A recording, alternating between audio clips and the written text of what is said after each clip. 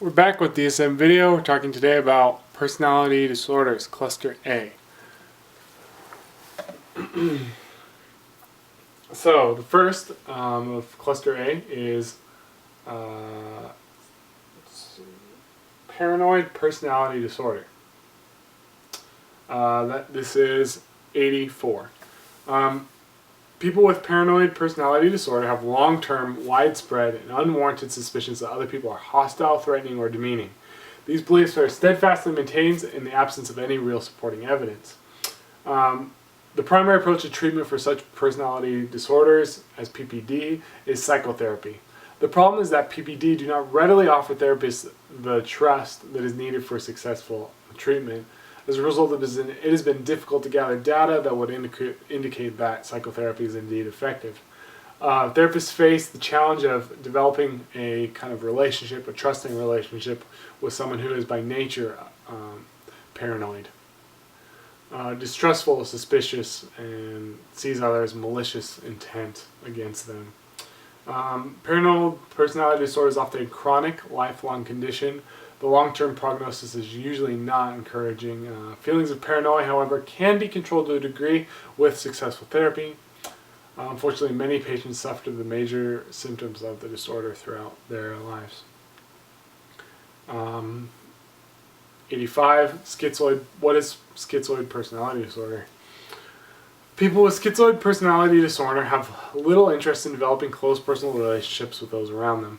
They will often appear to be extreme introverts and undesirous of close friends. They are seen as shy or loners. They appear to be dull, lethargic, and monotonous. They are also likely to be absent-minded. Cognitive behavioral therapy, group therapy, family and marital therapy, and psychodynamic approaches have also shown promise in helping those with schizoid personality disorder.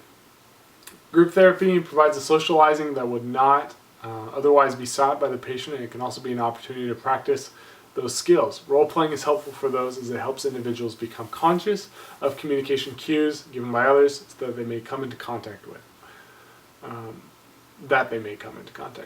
Research has shown that success is found with principles from Alcoholics Anonymous, actually. They're implemented in a group therapy situation, and this kind of integrated approach with psychoanalytic object relations therapy will be critical in helping these people.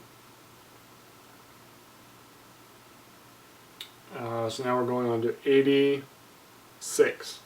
Schizotypal personality disorder. What is it? Characterized by an ongoing pattern in which the affected person distances him or herself from social or interpersonal relationships. The affected people typically have an acute discomfort when put in circumstances when they must relate to others. These individuals are also prone to cognitive and perceptual distortions and a display of a variety of eccentric behaviors that others find confusing. A psychodynamic approach would typically seek to build a therapeutically trusting relationship that a lot of these people don't have. The hope is that to some degree of attachment in a therapeutic relationship would be generalized into other relationships. This can also be done through family therapy because a lot of the times family needs to know how to deal with these people as well. People even in their own home. More highly functioning schizotypals will have some capacity for empathy and emotional warmth. They tend to have outcomes that are better in psychodynamic approaches to treatment because they're able to connect with counselors that want to help them. Current research has found that since schizotypal personality disorder originates in the patient's family of origin, the only known preventative measure is a nurturing, emotionally stimulating, and expressive caretaking environment.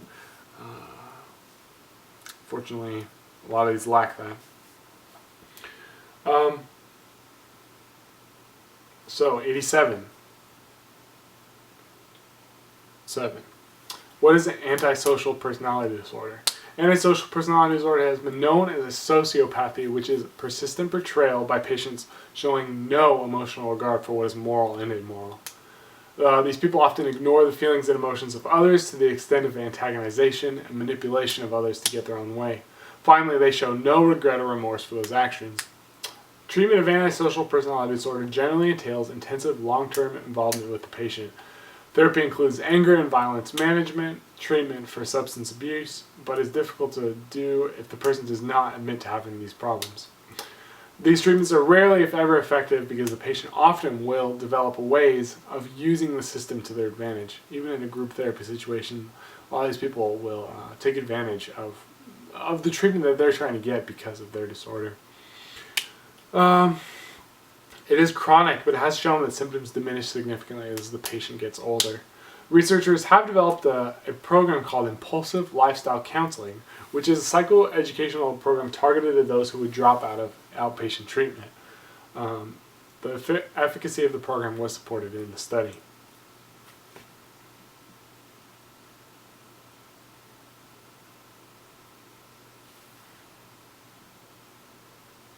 Okay, so that was all for Cluster A, and we're going to move on to Cluster B.